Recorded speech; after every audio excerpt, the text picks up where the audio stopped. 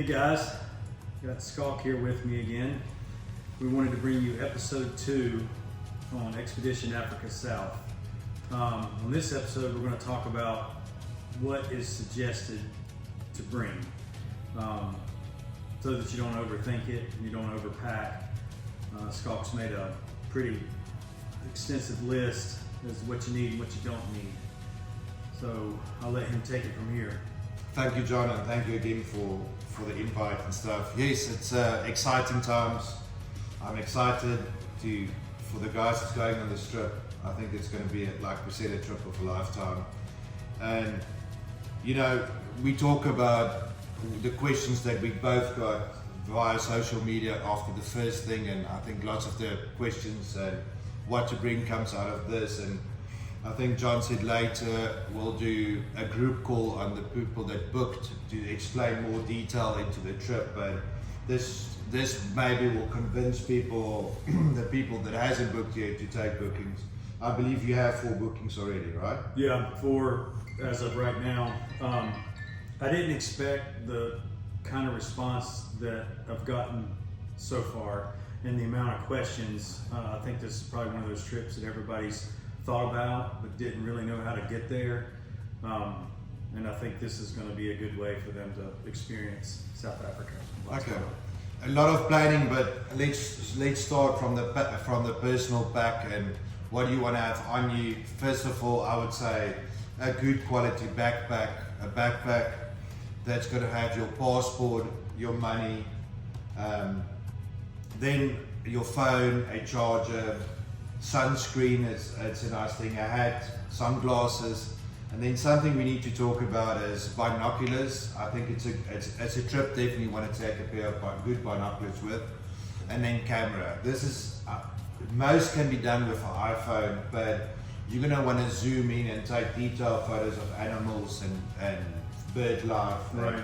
And so I think this is the type of camera where we're going back to the old days and buying a good quality Canon, Nikon, Sony, something like that. Sony, a camera that's got a bit of a zoom lens, and then obviously when you take one of those cameras, make sure you've got a memory device, enough storage for those things. Luggage wise, John, we're talking about a minimum of 70 Fahrenheit, 70 high and a 40 of low Fahrenheit. So during the daytime it's really comfortable. So I would say a pair of long pants and a light jacket for the evenings, and then definitely a pair of river shoes for activities that we can change quickly into those type of shoes. And then like a mid-rise boot would be great with a good pair of socks.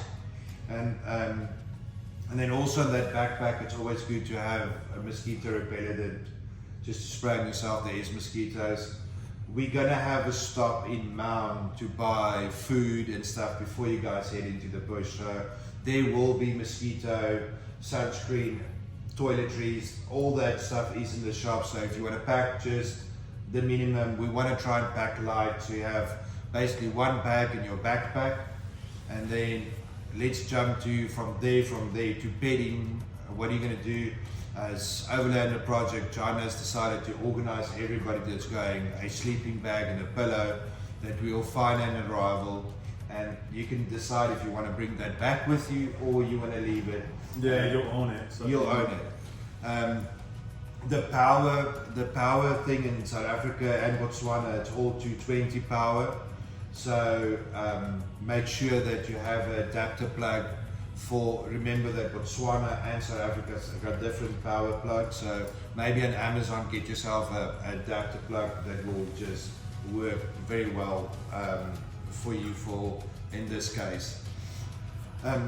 Probably the question we got the most from everybody is vaccinations. What do I need to do about vaccinations? And you need to consult with your local GP, but I think the most common ones at the moment is typhoid, hepatitis A, hepatitis B, yellow fever, and polio, and rabies. Rabies is probably not a must, but because you guys are going to be not in contact with animals, but be in a close vicinity of animals, it's not a bad one to have. Yeah, and I think that polio, when that's just pretty recent, like in the last 12 months. Correct, They started yes. mentioning that. John, do you want to tell the people about the trucks? What can they expect? What's going to happen? Or do you want me to carry on with that? I'll touch on that. I want backing up just a little bit. We were talking about Scott mentioned like a real robust or a pretty nice backpack, so that you could pack light. You know, in the spirit of like the real expeditions, you know, most of those guys are using like a dedicated Zargis type box or like a Pelican case. You know, since the trucks are going to be a Toyota Hilux, you know, your gear may end up on the roof or on the rack or in the bed or something like that. So if it's in your budget and you can swing it, you know, maybe use, get a carry-on size Pelican or a Zargis box. And like say if a couple comes, you know, you would have one and then she would have her own. It'd be like your own locker. But moving to the trucks, we're still in negotiations with 2 different truck rental places as to what our best options are. The one that we're working towards is using Hiluxes specifically. And with the rental, And sorry, John, that's the same as a Tacoma, correct? correct, yeah, Yeah. we don't have Hiluxes here in the US, but it's a little different body, but it's basically a Tacoma, but more utilitarian. And the way they set those up, or the way we'll rent those, is that they come with a fridge, just like we use here, like a 12-volt fridge. And you can rent a truck like with a rooftop tent on the roof, and you can get one on the bed as well. So with that, 2 couples could share that expense. 2 on the roof and then 2 on the bed. Or you could just get one with 1 on the bed or 1 on the roof, whatever your budget allows. I think you told me that every truck has like enough stuff to do like light cooking. You know, there'll probably be some kind of like frying pan or some kind of pot. They're going to have extra fuel canisters. Correct. So when we get in the real deep part of the bush, it's not the bush, is it? What's it called? Yeah, it's Okavango Delta, is the bush. Right. I think we're going to spend 3 days going across. Very, very deep where there's no, probably very limited cell phone connection and no lights, no people. Right. That was my biggest draw for this trip, is that we're going to take those 3 days across where most tourists don't get to go. So anyway, back to the trucks. With the rental, you get fuel containers. We get the 12-volt fridge. You get the rooftop tent, and then you get enough stuff where you can cook, and then we'll have some type of freshwater, potable maybe non-potable water to wash the dishes. And it's going to be everything we need in the truck rental. And then the other thing with everybody using the Hiluxes, if for some reason we went through 2 or 3 carcasses with flats, you know, we can always grab the spare off one of the other trucks. Correct. So they're interchangeable. Those companies do have a backup service. When they know you're going, they have, for instance, a head office in Maun as well. Right. So they'll be very quick if you let them know, hey, I've lost two tires. They'll meet you somewhere with spare tires according what you're going to need. Right. Scott's father, Dion, is going to be our guide. He'll be in his own vehicle, that's what he does. He does these, he guides these trips. He'll have GMRS type radio on his truck, and then all the rental trucks will have radios as well. That's a good way. Yeah, so if he sees something or we don't see, an elephant or whatever, he can communicate with all of us. So, John, just on those truck wise, I've seen those trucks and I've used some of those trucks. They got everything that you need. Yeah. It's very nice trucks. They're reliable. They're not pieces of rubbish. They're really nice. I think closer to the time, the people that has booked will be able to go online and review these. We're just still making the deal with them. Something I didn't touch on is a light source. Everybody should have a good quality headlamp and a good flashlight. You know, if I say a good quality headlight, I don't mean it's something you bought at Walmart. Right. A LED lenser, that type of a real good quality Headlamp. And then one of the questions I had as well is, are we safe when we go there? And yes, we are safe, and you are safe when you're going there, but you need to be aware of pickpocketers, and those pickpocketers is not normally humans only, but it's also monkeys. So when you stop anywhere with your truck, you need to lock your truck and close your windows, because they will stick their little hands through there and try and get a banana or food. Be all in your backpack before you know it. Yeah. And then at night when you guys at the bush, my dad will help you guys to pull together, and there will be a fire, and everything happens in pairs. Like I told you, you're gonna go to the ablution blocks together as pairs. Preferably driving with your truck there, have a shower, come back, and think about it when you pack that if it's 40 degrees Fahrenheit, you're gonna sit by a fire. You want to have a light pair of pants on for those mosquitoes, and you're going to be putting wood on the fire if you want to take a pair of gloves for that. But you guys are going to be in Africa, so we don't use gloves in Africa. He was talking about safety. You know, obviously we're all going to be, you know, we're all adults. You know, there's not going to be any drinking and driving allowed. Just a normal safety protocol that you would do on any other trip here in the U.S. Overlander Project's going to, you know, we will have on board like a trauma kit, you know, super nice, well-equipped first aid kit. Dion's going to have one as well. We're going to bring a satellite phone in case something comes up. And with your fee, you know, if you want to make a call back to the U.S., you know, while we're out in the bush, you know, you're welcome to that. I don't have the knowledge yet whether Starlink will work or whether I can bring that. But if we can, I'll bring that, and then we'll have internet while we're on this trip as well.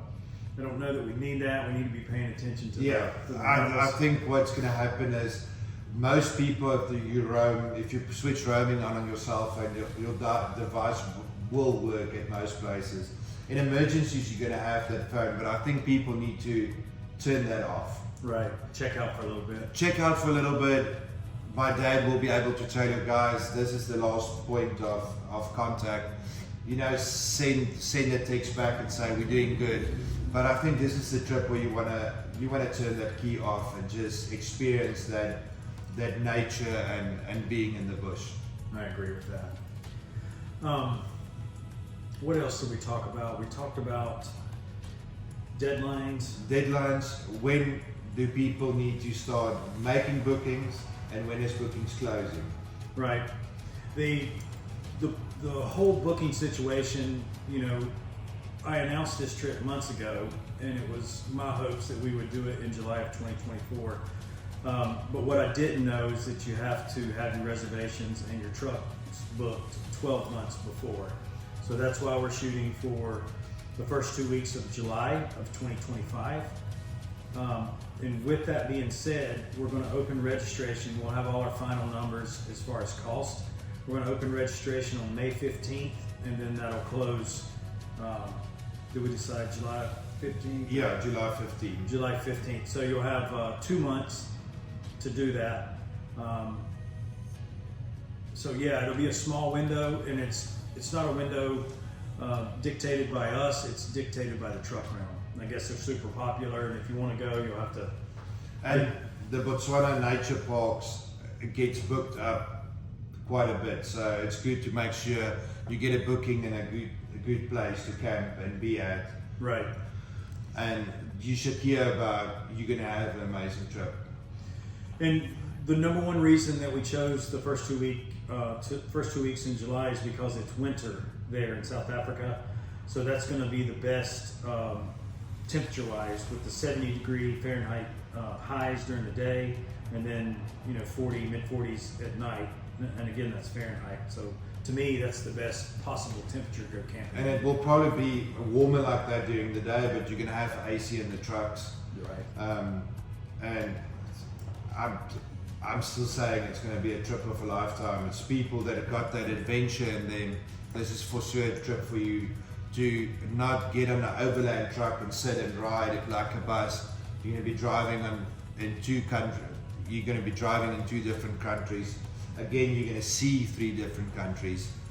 You're going to see a great big salt pan. You're going to see the Okavango Delta.